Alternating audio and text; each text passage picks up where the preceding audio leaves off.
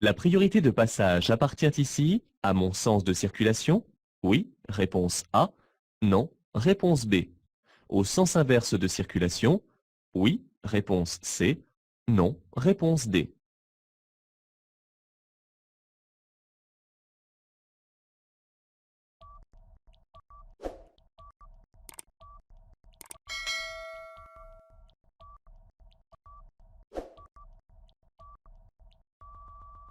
Il n'y a pas de priorité de passage. Ce type d'aménagement a pour but de faire ralentir le trafic routier. En principe, celui qui arrive en dernier au niveau de l'obstacle laisse passer l'autre. Question de courtoisie.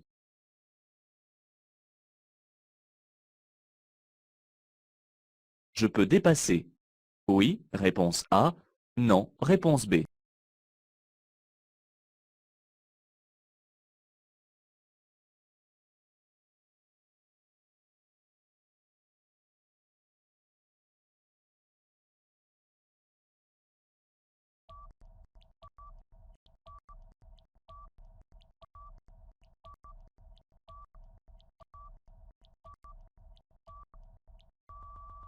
La signalisation horizontale ne me concerne pas car elle s'adresse aux véhicules arrivant en sens inverse.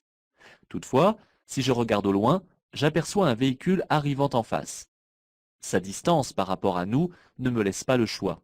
Je m'abstiens et j'attends un moment plus propice.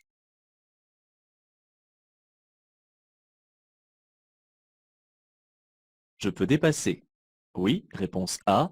Non, réponse B.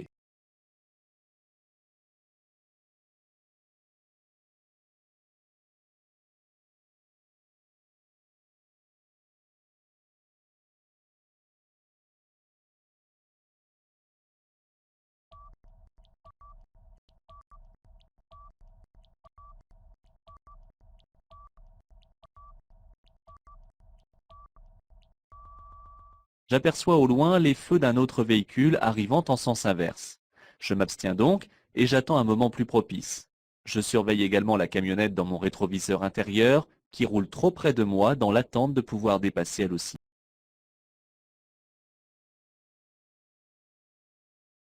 Je suis en période probatoire. Je dois me placer dans la voie de droite. Oui, réponse A. Non, réponse B.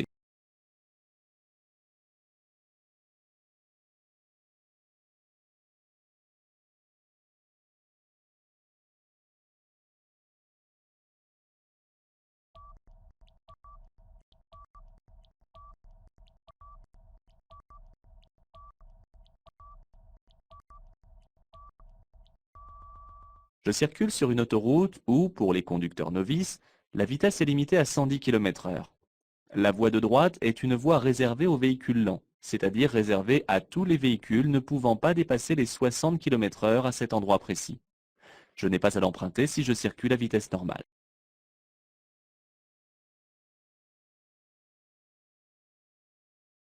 Je passe. Oui, réponse A. Non, réponse B. Je ralentis.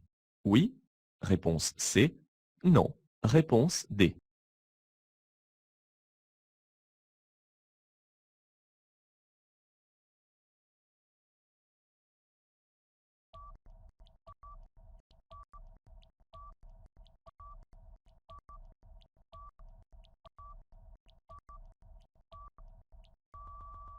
Le feu est vert, donc je passe.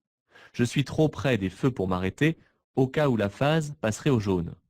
Cependant, il faut toujours ralentir un peu lorsqu'on va franchir une intersection peu visible.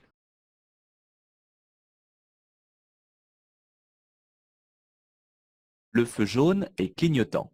Je cède le passage à gauche. Oui, réponse A. Non, réponse B. Je cède le passage à droite. Oui, réponse C. Non, réponse D.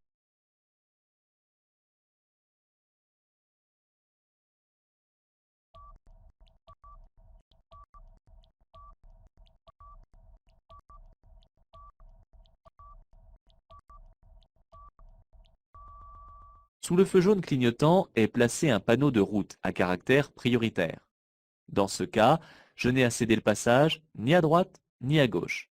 Je dois toutefois rester vigilant car un panneau de céder le passage n'arrête pas physiquement une voiture et il peut toujours arriver un usager qui me coupe la route.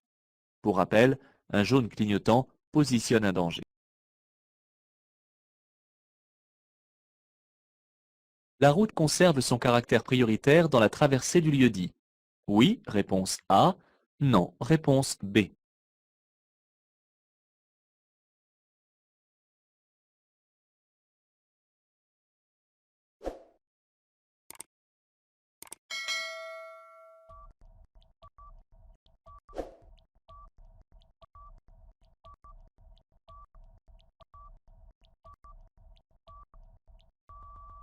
Le panneau jaune et blanc, en forme de losange, m'informe que je serai prioritaire à toutes les intersections que je vais rencontrer sur cette route. Il est toujours implanté après les intersections et environ tous les 5 km hors agglomération. Il conserve son caractère prioritaire dans la traversée du lieu-dit.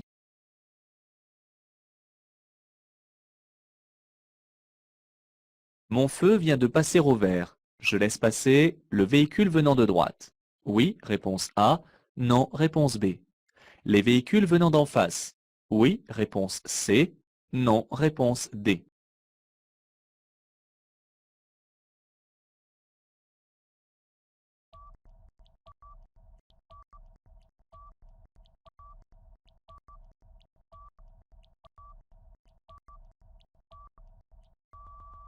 Les feux sont ici probablement décalés et le mien vient de passer au vert. Les usagers venant de droite et de gauche ont obligatoirement le feu au rouge. Cependant, l'usager venant de droite et qui tourne est encore engagé et je dois le laisser finir de passer, même s'il est passé un peu juste au niveau de son feu. Peut-être une hésitation sur sa direction. Quant au véhicule venant en face, il tourne à sa gauche et il doit s'arrêter et me laisser passer. Les feux ne fonctionnent pas. Je cède le passage à gauche et à droite. Oui, réponse A. Non, réponse B.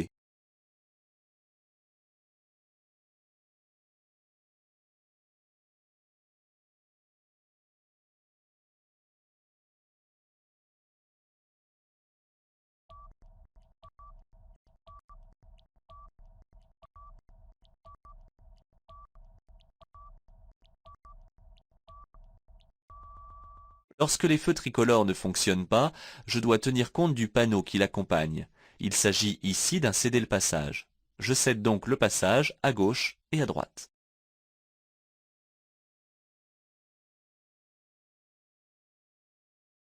Je cède le passage à l'usager arrivant en face. Oui, réponse A. Non, réponse B.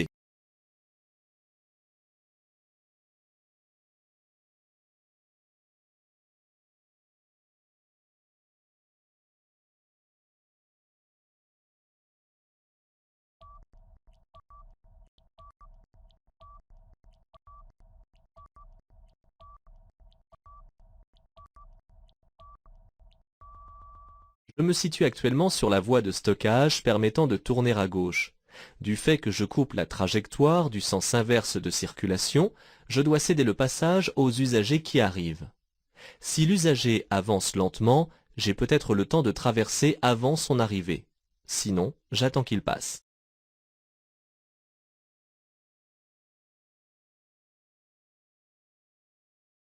Pour aller à Orléans, je devrais prendre l'autoroute. Oui, réponse A. Non, réponse B. Rester dans la voie de droite. Oui, réponse C. Non, réponse D.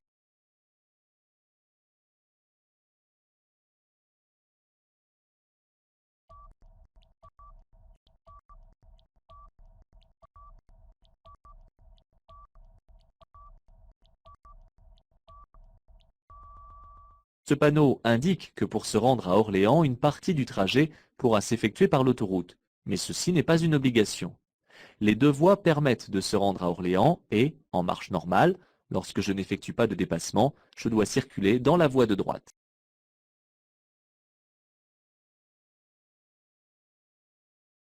Ce panneau est temporaire, réponse A, et permanent, réponse B.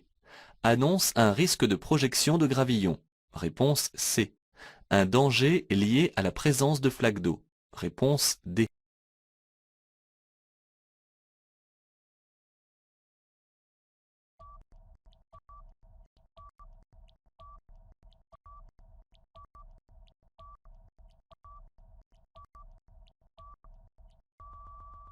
Le panneau de danger est à fond jaune. Il s'agit donc d'une signalisation temporaire. Il annonce un risque de projection de gravillons. Je vais réduire ma vitesse car la présence de gravillons sur la chaussée réduit l'adhérence. Je risque de plus d'en projeter sur les autres usagers.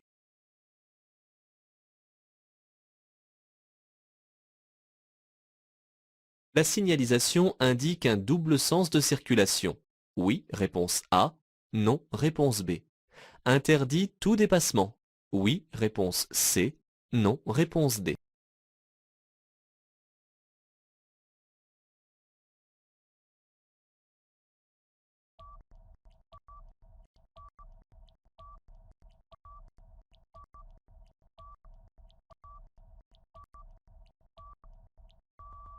Indique la position du début du double sens de circulation de la chaussée.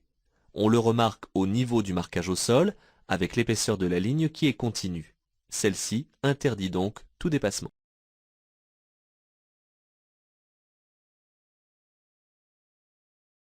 Je peux passer. Oui, réponse A. Non, réponse B.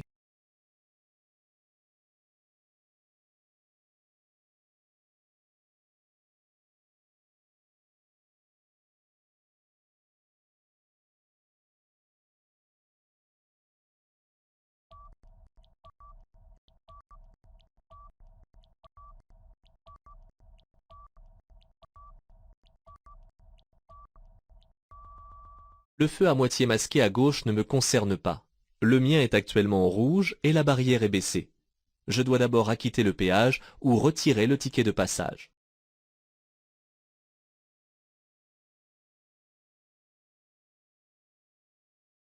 J'ai besoin de consulter ma carte routière. Je m'arrête sur l'accotement après le deuxième panneau. Réponse A. Il est préférable de s'arrêter à 250 mètres. Réponse B.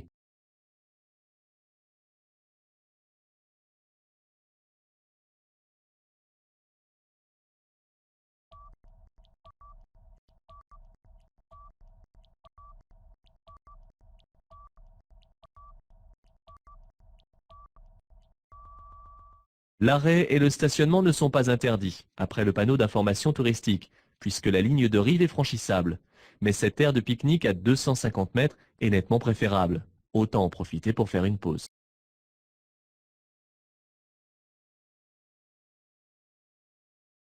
Sur une place réservée aux handicapés, cette carte est à présenter en cas de stationnement.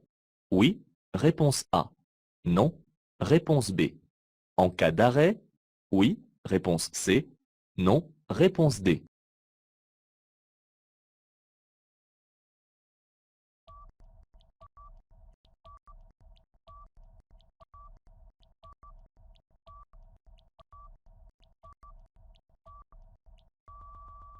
L'arrêt et le stationnement sur des emplacements réservés aux personnes handicapées, civiles ou militaires, sont considérés comme très gênants. En cas de non-respect de cette règle, je risque une forte amende, bien plus élevée que pour un simple stationnement gênant. Cette carte permet d'utiliser les espaces réservés aux handicapés.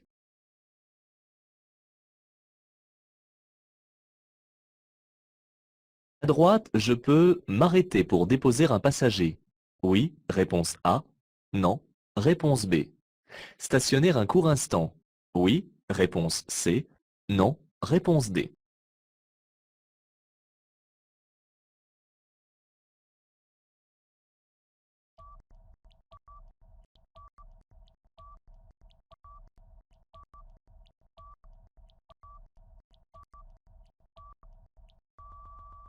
Ce marquage jaune en forme de zigzag est un arrêt réservé aux autobus. L'arrêt et le stationnement sur ces emplacements sont considérés comme gênants, donc interdits. Je ne peux donc pas m'arrêter pour déposer un passager et encore moins stationner un court instant. En cas de non-respect de cette règle, je risque une amende.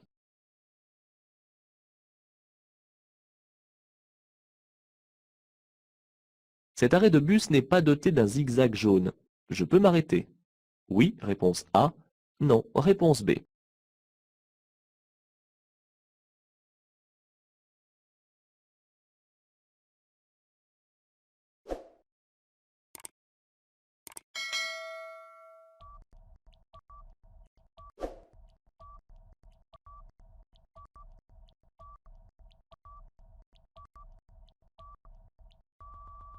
Quel que soit le lieu, en ou hors agglomération, l'arrêt et le stationnement sont interdits sur les arrêts d'autobus. Un zigzag jaune marque généralement l'emplacement, mais il n'est pas obligatoire. Ici, les lignes jaunes et les inscriptions au sol ne trompent pas sur l'arrêt de bus. L'arrêt est donc interdit sur l'emplacement.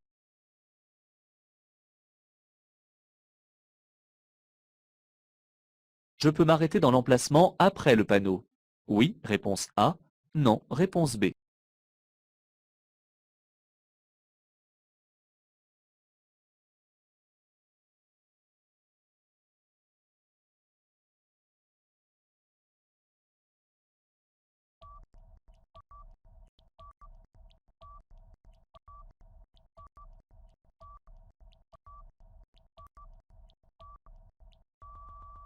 Le panneau me signale une interdiction de stationner à partir du panneau.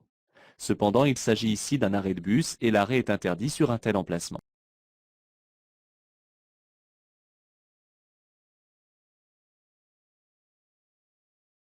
Je conduis une camionnette. Je peux stationner à gauche du panneau. Oui, réponse A. Non, réponse B. À droite du panneau. Oui, réponse C. Non, réponse D.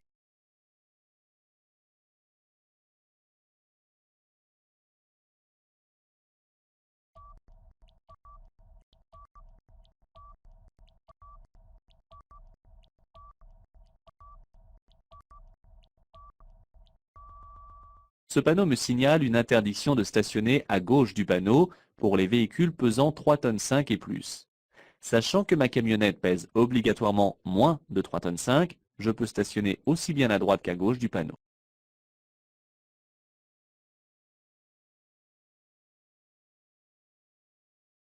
À droite, devant la voiture rouge, je peux effectuer un arrêt. Oui, réponse A. Non, réponse B. Stationner sans limite d'horaire. Oui, réponse C. Non, réponse D.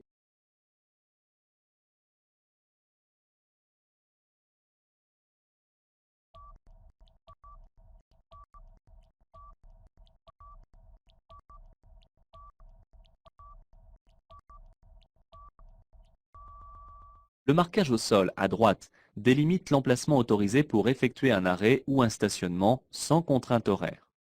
Dans le cas où le stationnement aurait une limite de temps, le marquage payant serait inscrit au sol, ce qui n'est pas le cas ici. Je peux donc aussi bien effectuer un arrêt qu'un stationnement.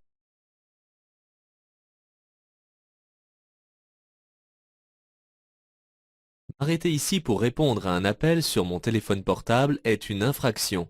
Oui, réponse A. Non, réponse B.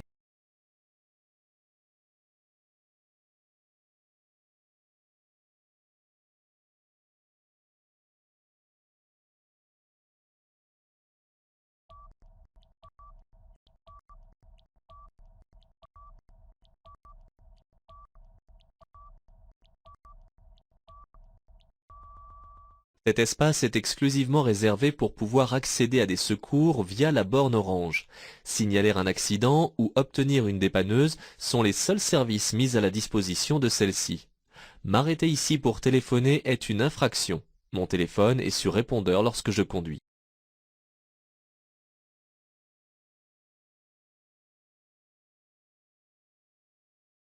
La pression des pneus est contrôlée environ une fois par semaine. Réponse A. Une fois par mois. Réponse B. Une fois par an. Réponse C.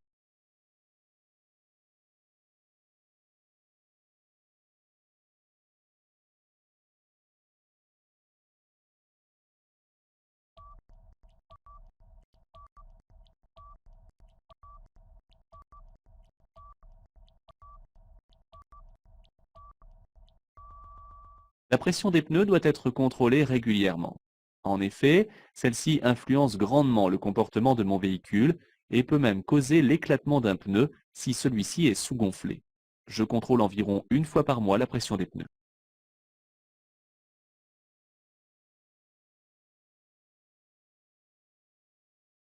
Je viens d'être flashé pour excès de vitesse avec le véhicule d'un ami. On me reconnaît bien sur la photo. Je risque une perte de points.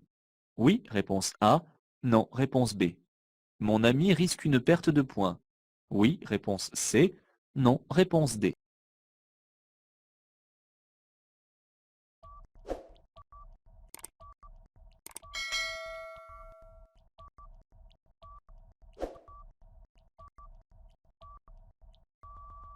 Si mon ami ne souhaite pas communiquer mon identité au service de police, il paiera l'amende, mais n'aura pas de retrait de points, à condition toutefois qu'il prouve que ce n'est pas lui au volant.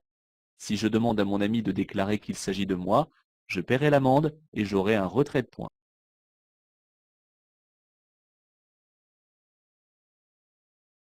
Mon véhicule a moins de 4 ans.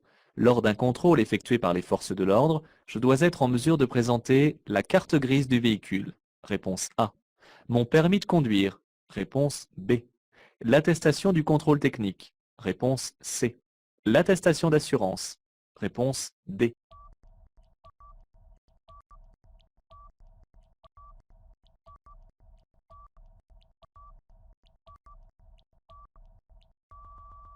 Lors d'un contrôle par les forces de l'ordre, je dois être en mesure de présenter mon permis de conduire, la carte grise de mon véhicule et l'attestation d'assurance. En ce qui concerne l'attestation du contrôle technique, je ne suis pas en mesure de la présenter car mon véhicule est âgé de moins de 4 ans. De plus, la vignette suffirait.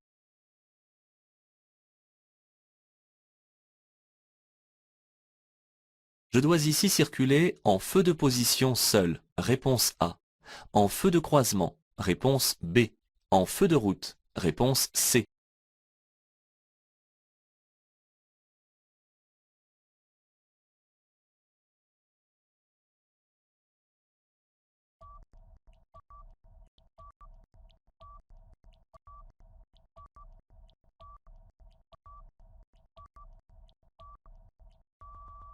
Je circule à double sens de circulation de nuit sur une route non éclairée.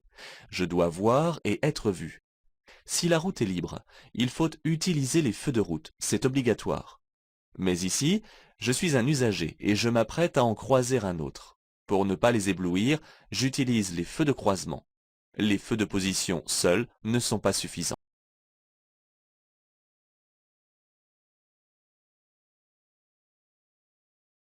En cas d'arrêt soudain de la circulation dans un tunnel, j'allume les feux de détresse. Oui, réponse A. Non, réponse B. Je conserve la distance de sécurité. Oui, réponse C. Non, réponse D.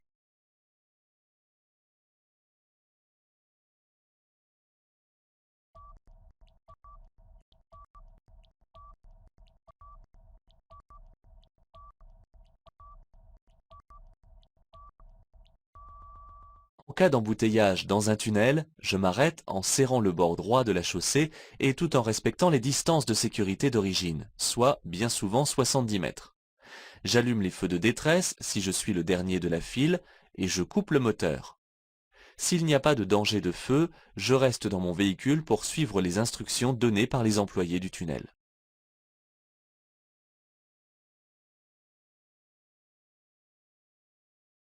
Par temps de pluie, j'allume les feux de position seuls. Réponse A.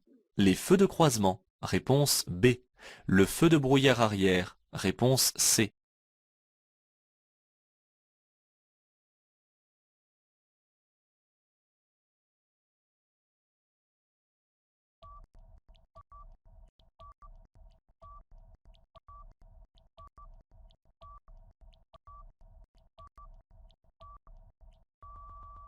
La visibilité est fortement réduite par temps de pluie. C'est pourquoi j'allume directement les feux de croisement. L'usage du feu arrière de brouillard est interdit car il éblouit les usagers qui me suivent. Mais je peux allumer les feux de brouillard avant si la pluie devient dense. Pas de feu de position seul en dehors d'une agglomération bien éclairée la nuit.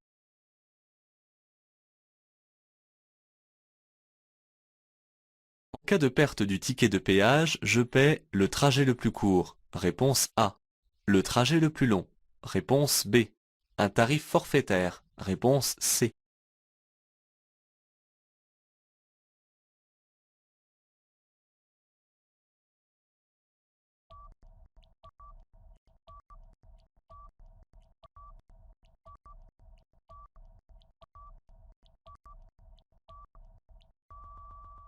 Si je ne suis pas en mesure de présenter le ticket de péage, je dois payer le trajet le plus long, ce qui est logique.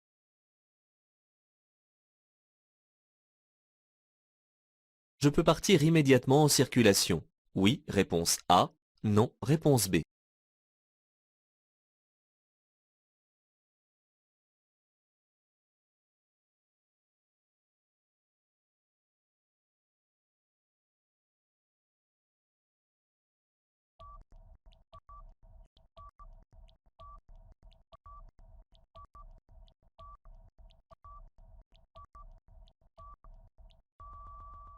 Avant de circuler, je vais dégager le véhicule de toute la neige qui recouvre la carrosserie afin de ne pas en projeter sur les autres usagers en roulant.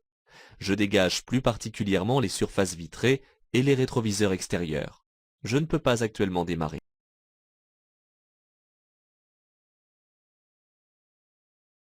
Le refuge doté d'un téléphone et d'extincteur sert pour une panne du véhicule. Oui, réponse A. Non, réponse B. Pour s'abriter lors d'un incendie. Oui, réponse C. Non, réponse D.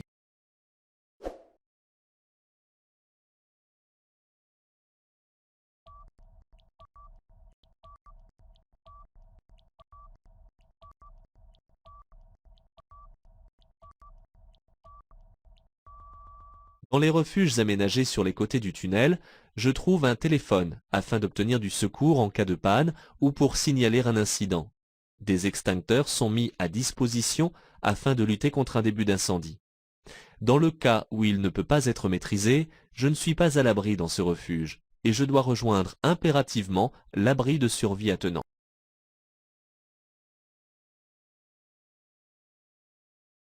Ces balises peuvent éventuellement positionner une intersection dotée d'un panneau stop.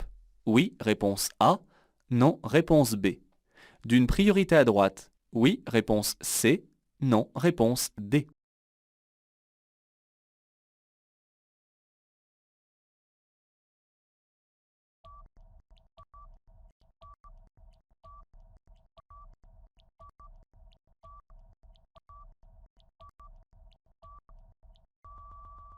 Ces balises ont pour rôle de positionner une intersection et seulement cela. Cette dernière peut donc éventuellement être équipée d'une signalisation complémentaire de stop ou de céder le passage, ou encore ne pas avoir de panneau du tout, auquel cas il s'agirait d'une priorité à droite. Les autres usagers doivent me céder le passage. Oui, réponse A. Non, réponse B. Je ralentis. Oui, réponse C. Non, réponse D.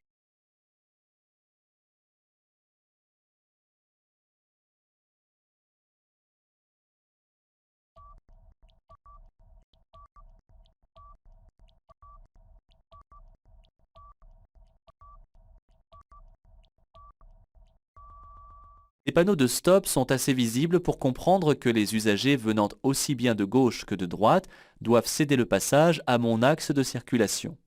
Cependant, je dois toujours ralentir en abordant une intersection.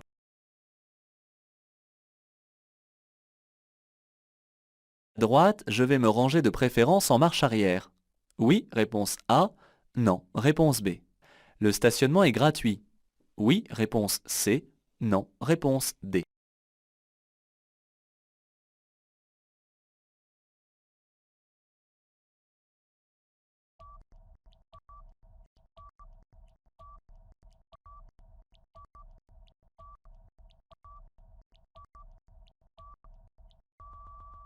Le marquage au sol m'indique un emplacement de stationnement réglementé par un horodateur, puisqu'il y a, de plus, l'inscription payant au sol.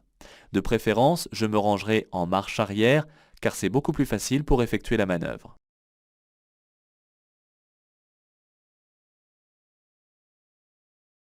Le stationnement peut être réglementé dans toute l'agglomération.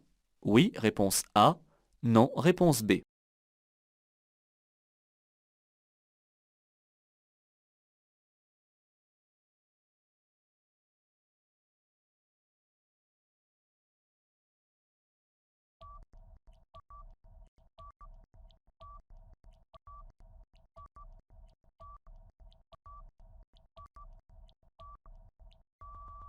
Lorsqu'un panneau d'entrée de zone est placé sur le même support que celui d'entrée d'agglomération ou à proximité, la zone peut alors concerner toute cette agglomération.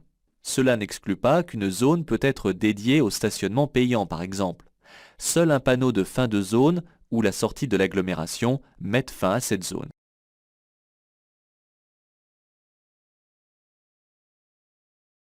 Mes roues patinent au démarrage. J'accélère plus fort. Oui, réponse A. Non, réponse B.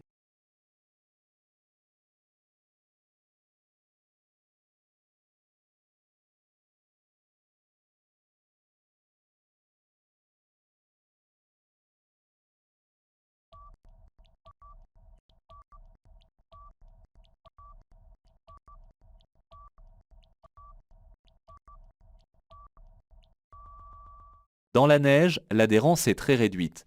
Si les roues patinent au démarrage, c'est parce que j'utilise trop de puissance, autant que sur sol sec. Dans ces conditions, je peux démarrer sur le deuxième rapport de vitesse en faisant un peu plus patiner l'embrayage, le temps que mon véhicule se mette en mouvement.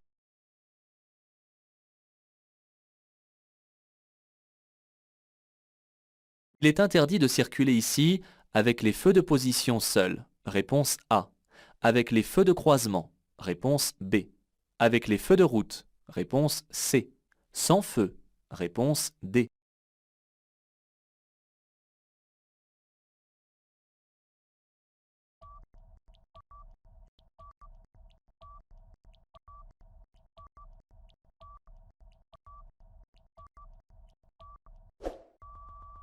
En ville et dans un endroit très bien éclairé comme ici, je peux circuler avec les feux de position seuls ou en feu de croisement.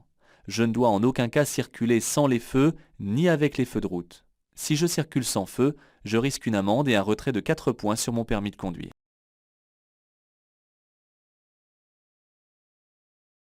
Ce panneau doit me rendre plus vigilant.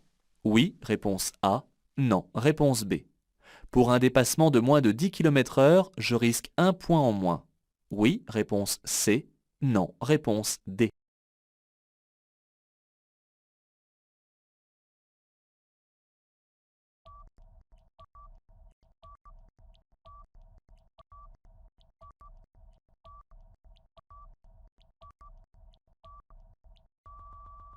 Ce panneau indique seulement la présence éventuelle de radars.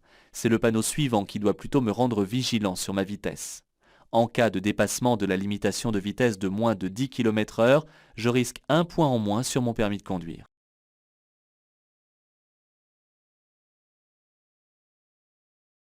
Cette signalisation lumineuse est seulement pédagogique. Oui, réponse A. Non, réponse B. Je suis en excès de vitesse. Oui, réponse C. Non, réponse D.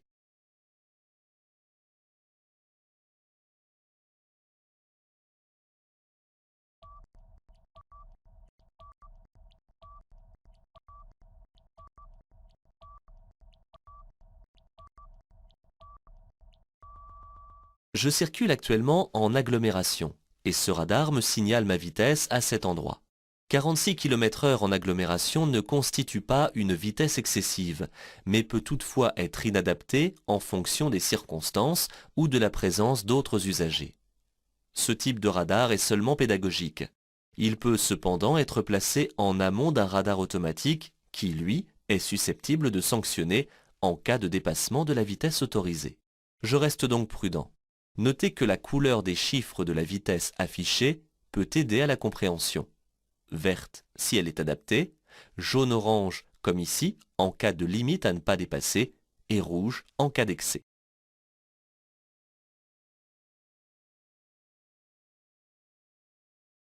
Dans une situation d'urgence, l'avantage principal d'un véhicule équipé de l'ABS est de diviser par 2 la distance de freinage. Réponse A. Conserver un pouvoir directionnel. Réponse B. Diminuer le temps de réaction. Réponse C.